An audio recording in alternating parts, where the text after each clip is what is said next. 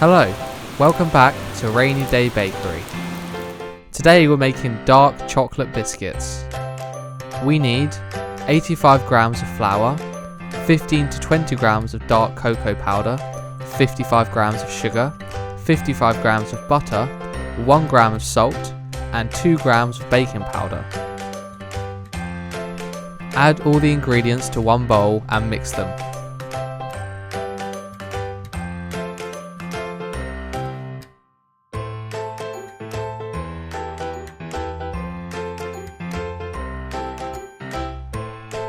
Put the baking paper on the dough and cover it, rolling until it's flat. Next, cut the dough into the shapes that you'd like. Finally, bake them in the oven for 15 minutes at 150 degrees Celsius. Enjoy your biscuits.